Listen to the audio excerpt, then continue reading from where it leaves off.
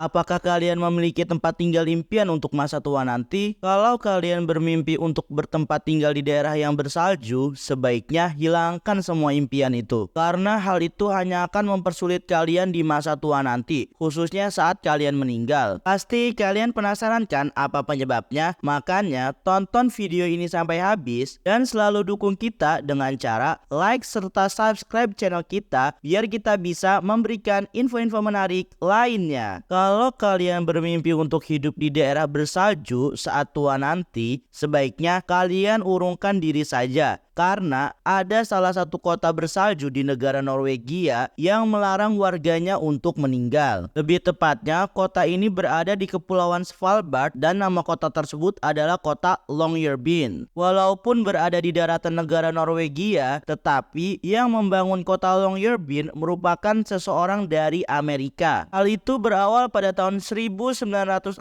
ada seorang pria berasal dari Michigan, Amerika bernama John Munro Longyear mendirikan perusahaan penambangan batu bara di daratan Norwegia ini. Dari situlah akhirnya diresmikan menjadi nama wilayah penduduk hingga saat ini. Kota ini memiliki keunikan yang jarang terjadi pada kota-kota lain karena pada kota ini terdapat fenomena tidak ada matahari selama 4 bulan. Pasti kalian bertanya-tanya kan kenapa hal itu bisa terjadi? Hal ini disebabkan karena pada periode waktu tersebut bumi akan menghalangi matahari untuk menyinari tempat-tempat di wilayah kutub ini. Dan periode tersebut biasanya akan terjadi saat pertengahan bulan November sampai awal bulan Maret. Kota Longyearbyen merupakan salah satu kota yang berada di bagian paling utara. Walaupun berada di bagian paling utara, tidak menjadikan kota ini sebagai kota tertinggal. Pasalnya, di kota ini terdapat beberapa fasilitas yang tak kalah dengan kota-kota pada umumnya. Di antara lain fasilitas tersebut adalah gereja, universitas, kantor pos, museum, hingga bandara. Jadi, saat kalian berkunjung ke kota ini, kalian akan merasakan sensasi infrastruktur paling utara. Saat berkunjung ke kota ini, kalian harus selalu berhati-hati karena di wilayah ini banyak sekali beruang kutub yang berkeliaran di sekitar rumah warga. Menurut BBC, beruang kutub yang ada di wilayah ini mencapai 3.000